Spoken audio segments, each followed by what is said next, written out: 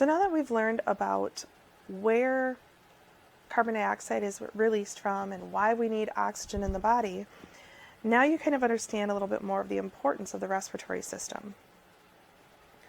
So an overview of the respiratory system. This is kind of the pathway through the respiratory system. Start with the nose, then we go to the nasal pharynx, so the nose and the nasal cavity.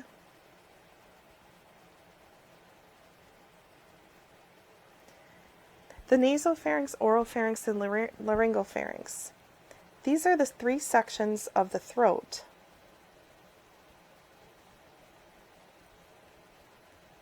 Which is the pharynx.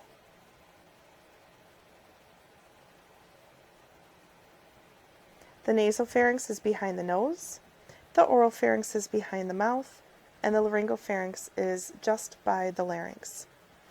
Then you get to the larynx, your voice box, where you have your true vocal folds.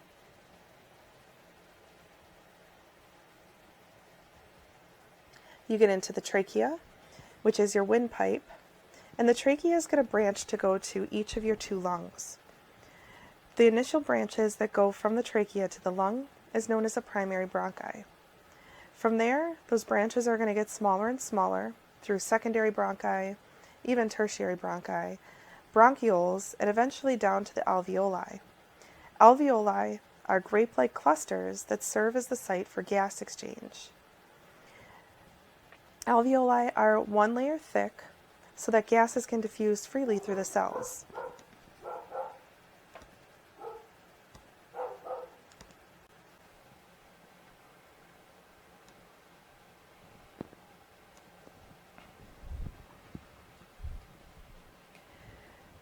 So sorry about that.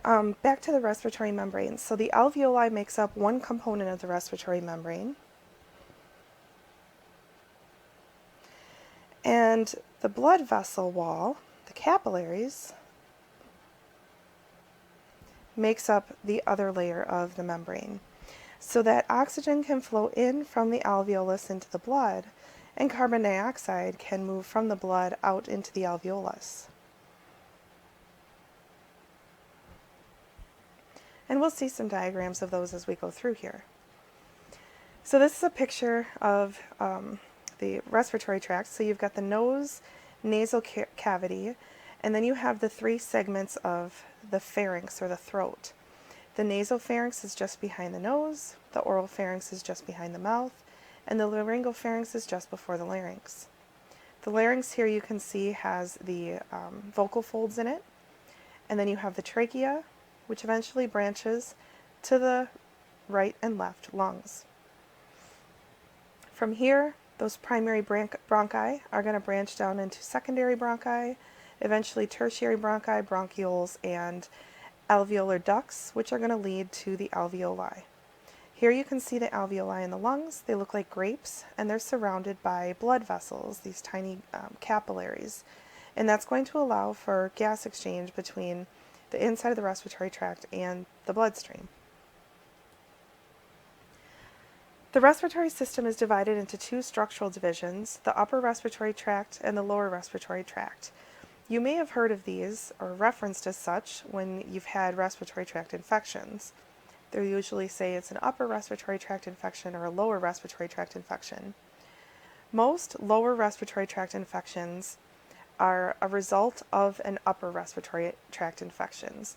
So in other words, the microorganisms come into your nasal cavity or into your upper respiratory tract and establish themselves there, and some of them have the capability of sloughing off and getting deeper into the lung tissue.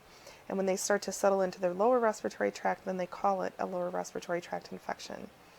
Bronchitis is an example, and pneumonia is an example of some lower respiratory tract infections. But anyways, upper respiratory tract kind of stops at the larynx. So nose, nasopharynx, oropharynx, laryngopharynx, and larynx. The lower respiratory tract begins with the trachea and then goes down into the bronchial tree. Accessory organs include the oral cavity, rib cage, and diaphragm. The nose, so the external portion consists of a bony and cartilaginous frame covered by skin containing sebaceous glands. Inside of the nasal cavity, you have these nasal concha or turbinates. There's the superior nasal concha or the superior turbinate, the middle nasal concha or medial nasal concha or turbinate, and then the inferior nasal concha or inferior turbinate. These turbinates are designed to have a whole bunch of blood flow in them so that when air comes in, the warm blood will warm the air and moisten it, excuse me, as it goes into the respiratory tract.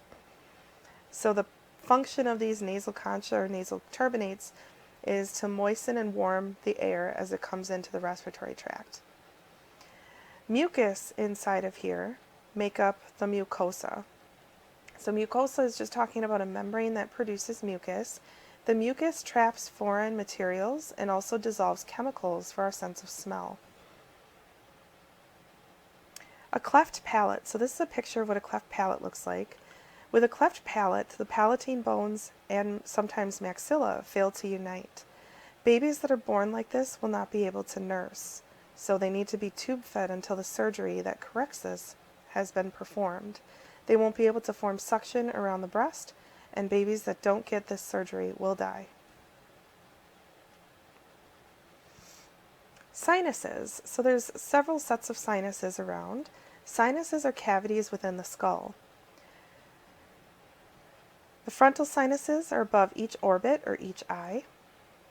The maxillary sinuses are the ones kind of above the maxilla. The sphenoid sinuses are within the sphenoid bone. Here you can see a picture of the sphenoid sinus. And then there's ethmoid air sacs or ethmoid air cells. Those are the ethmoid sinuses, and they're within the ethmoid bone. The functions of the sinuses. Usually when I ask my students, what are the functions of the sinuses? They don't really know. They're like, to get a sinus infection? Well, they weren't evolved to kind of be in your skull just to become infected. Their job is voice production. You may notice that your voice changes when you're sick. If you have a sinus infection and those sinuses fill up with mucus, that dampens the resonation of your voice in the sinuses and changes the sound of your voice. So one of the major functions of the sinuses is voice production. The pharynx is a tube-like structure that extends from the base of the skull to the esophagus. It's the passageway for food and air. After the pharynx, you have this little flap of tissue called the epiglottis. And the epiglottis, while the person is swallowing, will close to block food entry into the larynx. The three parts of the pharynx include the nasopharynx, oropharynx, and laryngopharynx. The larynx. So the larynx is positioned between the root of the tongue and the upper end of the trachea. It's lined by a ciliated mucous membrane which forms two pairs of folds, the vestibular folds, which are the false vocal folds, and the vocal folds. This is a cartoon drawing from the top of this larynx structure. You can see the epiglottis that will close on it to prevent food from getting down into the larynx. And then this is an actual picture using a scope of the inside of the throat. Visualizing the larynx can be done in an ENT office or ear, nose, and throat specialist office. Sometimes they can just use a mirror and get a visual on the vocal cords. And sometimes they need this kind of numbing solution and an actual camera that goes down and evaluates the structural integrity of the vocal folds. One of the things that you can find on vocal folds is erosion due to acid reflux. Sometimes, especially at nighttime while your digestive system is its most active, you're going to notice that acid can leak up through that lower esophageal sphincter and then even up through the upper esophageal sphincter and into the larynx. And you may see burning and erosion of the larynx in this location.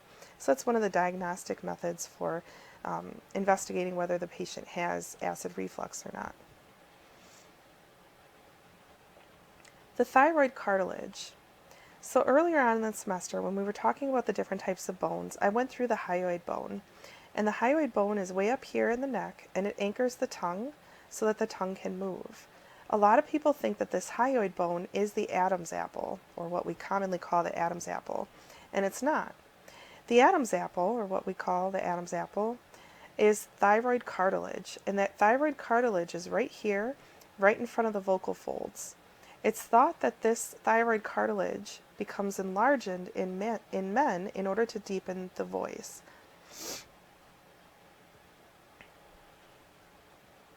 So functions of the larynx in addition to voice production. This clip, I would like you guys to take a look at it. I've posted it on Blackboard for you guys to look at. But one of the major functions is to allow you to build up pressure inside of your abdomen.